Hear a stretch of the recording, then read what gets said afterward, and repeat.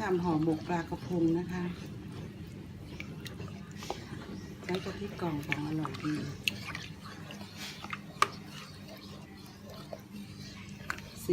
สีในกล้องไม่ค่อยเหลืองแต่สีในหม้อนี่ยังเหลืองอ๋อยสวยเชียว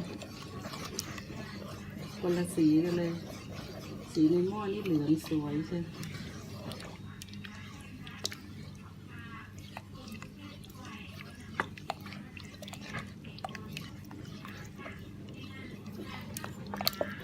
กะทินี่ค่อยๆใส่ทีละนิดนะคะแล้วก็คนไปเรื่อยๆ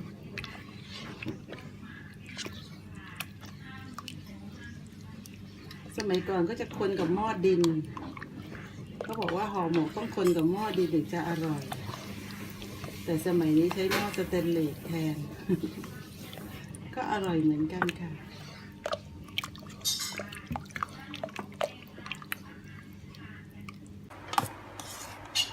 เดี๋ยวเราจะราดน้ำกะทิกันนะคะ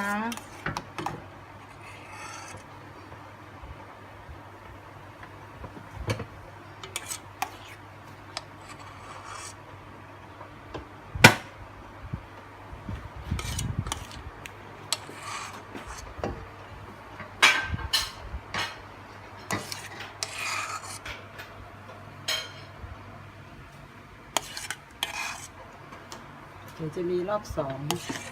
ราดรอบแรกไปก่อน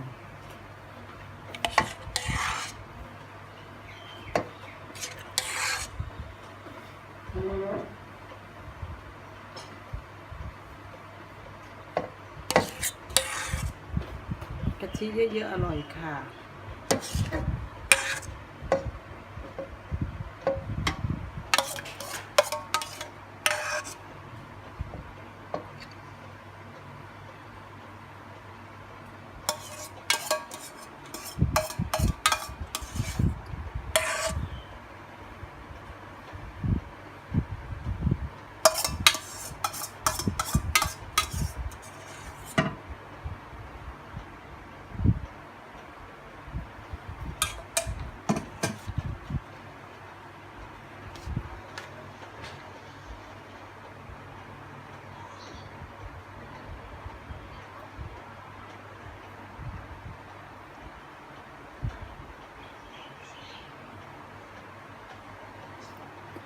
ห่อหมกปลากระพง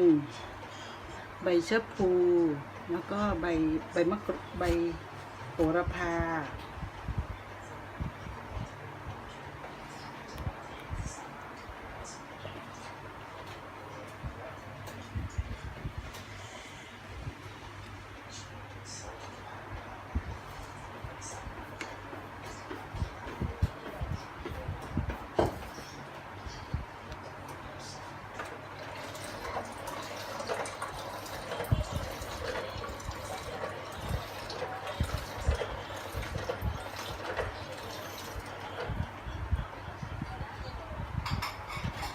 ถึงป่วยก็อยากทานนะคะต้องท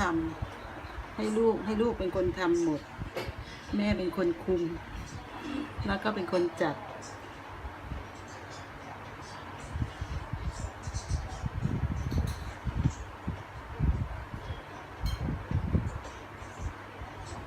เวลาซื้อกินแล้วไม่ค่อยเห็นเนื้อปลาเนาะทำเองนี่ปลาล้วนๆโอเค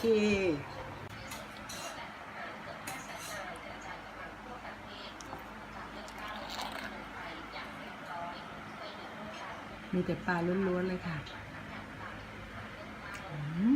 อร่อยมากหายเหนื่อยเลยค่ะ